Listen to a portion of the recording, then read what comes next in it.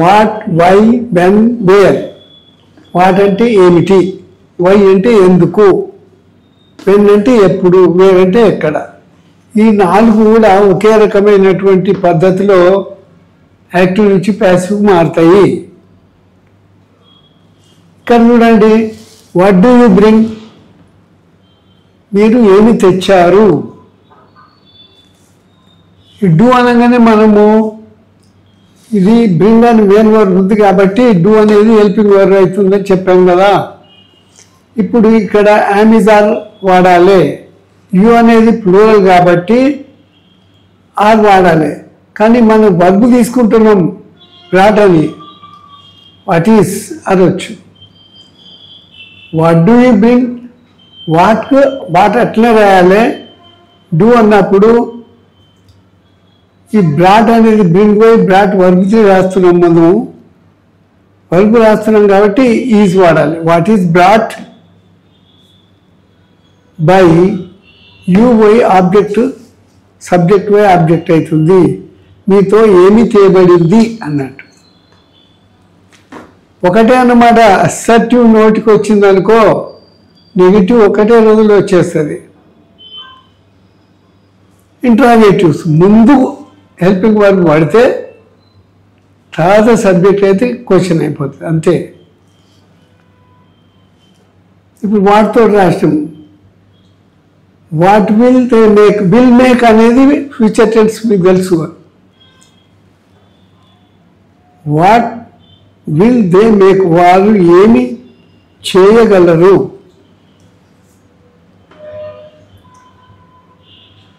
చేయగలరు. ఇది వాట్ అట్లా ఉంటుంది, వాట్కు విల్ అట్టే ఉంటుంది. ప్యాసివ్లో విల్ బీ వస్తుంది. వాట్ విల్ బీ, మేక్ పోయి మేడ్ అవుతుంది. వర్బ్ 3 బై ప్రిపోజిషన్ దే పోయి దెమ్ అవుతుంది. సిరీస్ బాగా గుర్తుంచుకోవాలి. ఏదాని తర్వాత ఏది వస్తుంది. వాట్ అట్టే ఉంది. విల్ వస్తే విల్ బీ అవుతుంది. విల్ రైట్ అంటే విల్ బీ రిటర్న్ కదా. హెల్పింగ్ వర్బ్ 1 వస్తే helping verb 1 be form verb 3 అది ముఖ్యం. వాట్ విల్ బీ మేడ్, ఏం తయారు చేయబడుతుంది. బై దెమ్ వారితోటి దే బై దెమ్ అయింది. అంటే ముందు helping verb plus be form verb కలిపినాక మెయిన్ వర్బ్ 3 వేసినాక by preposition by they by them అవుతుంది. ఇదే సిరీస్లో అన్నీ మీరు ప్రయత్నం చేయండి. రేపటి రోజు నేను యాక్టివ్ పెడితే ప్యాసివ్ పెడతా, యాక్టివ్ పెడితే ప్యాసివ్ పెడతా, నిన్నట్లెక్క కాకుండా అన్నిటి పెడతా ఆన్సర్. కానీ అప్పుడు మీరు ఈజీగా సెలెక్ట్ మీరు చేసి ఎక్సర్సైజ్ చేసినారనుకో మీరు వెంబడే చెక్ చేసుకుంటే మీరు ఏం పొరపాటు చేసింది తెలుస్తుంది. ఇంతకుముందు ఎక్సర్సైజ్ కంటే ఇందులో మీకు ఈ అవకాశం ఇస్తున్నాను అన్నమాట. ఇప్పుడు వాట్ ఆర్ యూ డూయింగ్ అనేది మీరు ఏమి చేస్తున్నారు. వాట్కు వాట్ అట్టే ఉంటుంది. ఈ డూయింగ్ పోయి బీయింగ్ డన్ అవుతుంది కదా. అంటే ముందు వర్బ్ ఫామ్ తీసుకోవాలి. వర్బ్ ఫామ్ తీసుకుంటే వాట్ ఈజ్ అంటాం. బీయింగ్ డన్ బై యూ అవుతుంది. అట్లా what is being done by you, ఏమి మీతోటి చేయబడుతుంది అన్నట్టు. వాట్ హ్యాస్ షీ బ్రాట్, ఆమె ఏమి తెచ్చి ఉన్నది. హ్యాస్ బ్రాట్ అంటే హ్యాస్ బీన్ బ్రాట్ అన్నట్టు. What has been brought by them. నేను అన్నీ చెప్తే మీరు ఎక్సర్సైజ్ చేయడం అనేది ఏమి చేస్తారు. కాబట్టి మొట్టమొదటి ఇవి చదువుకొని చేయండి. సెల్ ఫోన్ చిన్నగా ఉందంటే టచ్ స్క్రీన్ కొద్దిగా డెవలప్ చేయొచ్చు అనమాట, చూసుకోవచ్చు.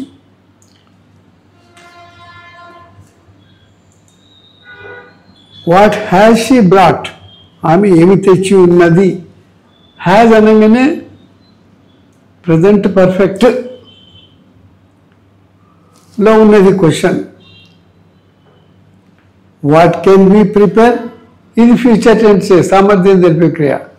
మనం ఏమి వాట్ డిడ్ షీ బ్రింగ్, ఆమె ఏమి తెచ్చింది. డిడ్ అనేది వాజ్ వర్ అన్నమాట. బ్రింగ్ బై బ్రాట్ ముందు అయినాక బై పెట్టాక షీ వై హర్ అవుతుంది. బాగా గుర్తుంచుకోవాలి సిరీస్. వాట్కు వాడట్టే ఉంటుంది, డిడ్కు వాజ్ రాస్తాము, what was, bring by brought అవుతుంది. దాని తర్వాతనే ప్రిపోజిషన్ అయినాకనే షీ వై హర్కు మార్చాలి. What was brought by her, ఆమెతోటి ఏమి తేబడింది అన్నట్టు. వాట్ వాజ్ షీ టాకింగ్, ఇది పాస్ట్ కంటిన్యూస్లో ఉంది. ఆమె ఏమి మాట్లాడుతుండేను. వాట్ కెన్ యూ డ్రైవ్, ఈ సామర్థ్యం తెలిపే క్రియ. మీరు ఏమి నడపగలరు అట్లా. Why are you making noise, ఎందుకు మీరు శబ్దం చేస్తున్నారు. వైకి వై అంటే ఉంటుంది, మేకింగ్ వై బీయింగ్ మేడ్ అవుతుంది. వర్బ్ వాడుతున్నాం కాబట్టి why is noise being made by you అవుతుంది అనమాట. ఆబ్జెక్ట్ ఉంది, ఈ ఆబ్జెక్ట్ సబ్జెక్ట్ అవుతుంది. వై ఈజ్ అయినాక యూ సబ్జెక్ట్ ప్లేస్గా నాయిస్ ఆబ్జెక్ట్ ప్లేస్ వస్తుంది. ఈ సింగులరా ప్లూరలా చూసుకోవాలి. సింగులర్ కాబట్టి ఈజ్ వాడాలి. Why is noise making why being made by you object అవుతుంది కదా. ఏ టెన్స్ ఉంది చూడాలి. స్ట్రక్చర్ని దీని తర్వాత ఏదొస్తుందని గమనించుకోవాలి. చేయడానికి అలవాటు పడితే ఈజీగా వచ్చేస్తుంది. రేపటి రోజు ఇవన్నిటికి ఆన్సర్స్ కూడా పెడతాను. ఇక్కడ చూడండి, why did she bring him, ఇక్కడ ఆబ్జెక్ట్ ఉంది, పాస్ట్ టెన్స్లో ఉంది. Why did she bring him, ఆమె అతన్ని ఎందుకు తీసుకొచ్చింది. తెలుగులో తర్వాత కర్మ వస్తుంది, తర్వాత క్రియ వస్తుంది. బాగా గుర్తుంచుకోవాలి, దానికి అలవాటు పడాలి మనం. ఇప్పుడు దీన్ని మీరు ప్యాసివ్ చేయడానికి ప్రయత్నం చేయండి. రేపు ఆన్సర్స్ పెడతాం. వై వర్ దే బ్లేమింగ్, ఎందుకోసం వారు అపనిందలు వేస్తున్నారు. Why have you prepared that speech, ఎందుకోసం మీరు ఆ ఉపన్యాసం తయారు చేశారు. వై వర్ వి కలెక్టింగ్, ఇది పాస్ట్ కంటిన్యూస్ ఉంది, ఆబ్జెక్ట్ లేదు, intransitive. Why would you laugh, మీరు ఎందుకు నవ్వుతారు. When has he painted, object లేదు, ఇంట్రాన్సిటివ్ ఇది. వెన్ అట్టే ఉంటుంది, హ్యాస్ అట్టే ఉంటుంది. ఈ పెయింటెడ్ పోయి బీన్ పెయింటెడ్ అవుతుంది. When has he been painted, object లేదు. ఆబ్జెక్ట్ ఉంటే సబ్జెక్ట్ ప్లేస్లోకి వస్తుంది, సబ్జెక్ట్ పోయి ఆబ్జెక్ట్ అవుతుంది. ఎప్పుడు అతను ఆ చిత్రానికి రంగు వేసి ఉన్నాడు. నాకు నవ్వుతున్నాడు. When had she painted that picture, ఇప్పుడు వెన్ తోటి స్టార్ట్ అవుతుంది కదా, మనం వెన్ తోటి చేస్తున్నాం. వెన్ అట్టే ఉంటుంది.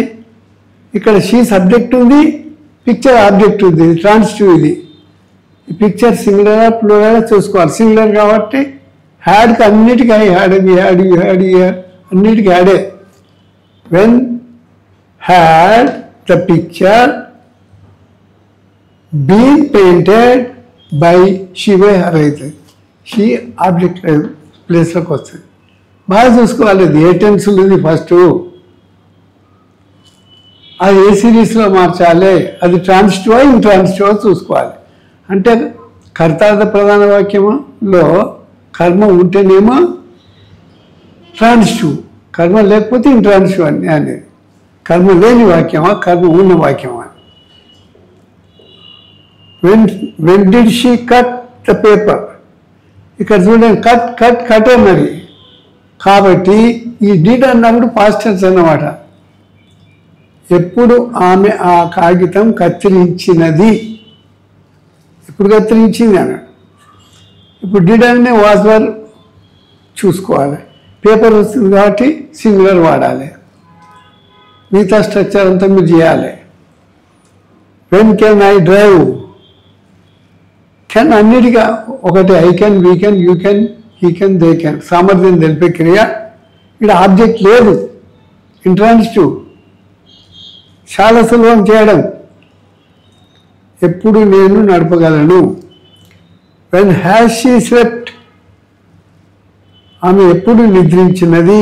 ఇంట్రాన్సిటివ్, ఆబ్జెక్ట్ లేదు. ప్రిపోజిషన్స్ ఖచ్చితంగా గ్రామర్ ఎంబడి ప్రిపోజిషన్ ఉండవలసిందే. లుక్ డౌన్ అపాన్, ఒకదాన్ని చూడడం, ఒక వస్తువుని చూడడం, ఒక విషయం గమనించడం, ఒక విషయాన్ని గమనించడం అన్నమాట. సంథింగ్ ఆర్ సమ్వన్, ఒక విషయాన్ని కానీ ఒక వస్తువుని కానీ కనిపెట్టుకొని ఉండడం అనమాట లుక్ డౌన్ అంటే. వాక్యం ఉంటుంది, the security man should look down the new comers and ask them about particulars. Security man అంటే ఏంటి? భద్రతా కాపలాదారులు. సెక్యూరిటీ అంటే భద్రత, కాపలా కాసుకుంటూ భద్రత, రెండు పనులు చేయాలి. వాచ్మెన్ ఓన్లీ కాపలా కాస్తాడు, సెక్యూరిటీ వాళ్ళు రెండు పనులు చేస్తారు. అందుకోసమే భద్రతా కాపలాదారులు కొత్తగా వచ్చే వారిని గమనిస్తూ వారి వివరాలు తెలుసుకుంటారు. ఇట్లా గమనిస్తూ వివరాలు తెలుసుకోవడమే లుక్ డౌన్. మరి ఈడియం అంటే నానుడి. ఈడియంకు ప్రిపోజిషన్కి ఏం తేడా? ఇది కూడా ప్రిపోజిషనే, కానీ వర్బ్ ఒక ప్రిపోజిషన్ తోటి కలిసి సబ్జెక్ట్గా పనిచేస్తుంది, ఆబ్జెక్ట్గా కూడా పనిచేస్తుంది. అట్లా టు బి ప్రాస్పరస్, సౌభాగ్యవంతుడు అవ్వడం. After posting in registration department ఈ గాట్ ఆన్ వెల్. అంతకుముందు వేరే డిపార్ట్మెంట్లో ఉండే ఏదో అసిస్టెంట్గా, రికార్డ్ అసిస్టెంట్గా ప్రమోషన్ వచ్చింది, అందులో ఖాళీ లేదు. రిజిస్ట్రేషన్ డిపార్ట్మెంట్లో వేసారు. రిజిస్ట్రేషన్ డిపార్ట్మెంట్లో ఆదాయం ఎట్లుంటుందో అందరికీ తెలుసుగా. మామూలు అటెండరే బిల్డింగ్లు కట్టిన వాళ్ళు నేను చూసిన. వేరే డిపార్ట్మెంట్లో ఏముండవు, తినటానికి సరిపోదు. సో టు బి ప్రాస్పరస్, సౌభాగ్యవంతుడు అవడం. After posting in registration department ఈ గాట్ ఆన్ వెల్.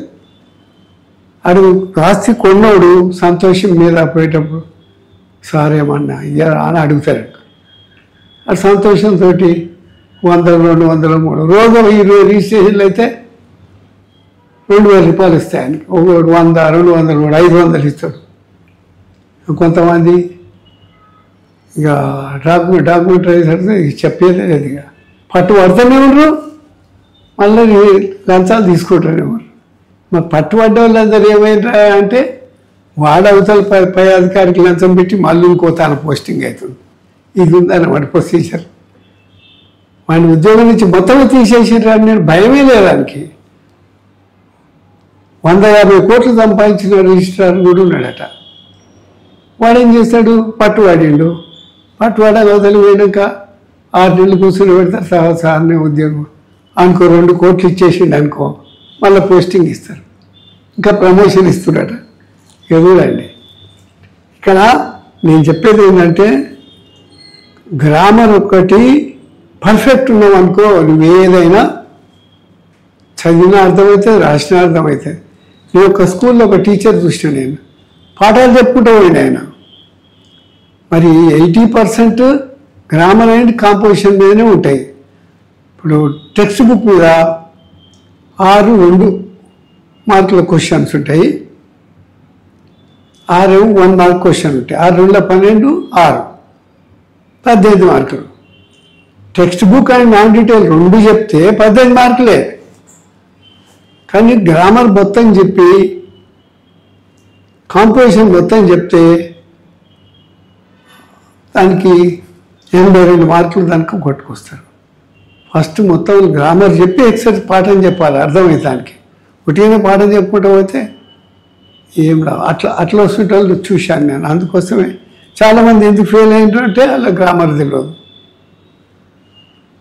బాగా ఇక్కడ ఇప్పుడు పాఠశాలలో పనిచేసే ఉపాధ్యాయులు కూడా ఇంత క్రితం నేర్చుకోవాలి, ఇప్పుడు నేర్చుకోవాలంతే. ఇక నేర్చుకొని పిల్లలకు చెప్పడం మొదలుపెట్టాలి. టైం అయిపోయింది.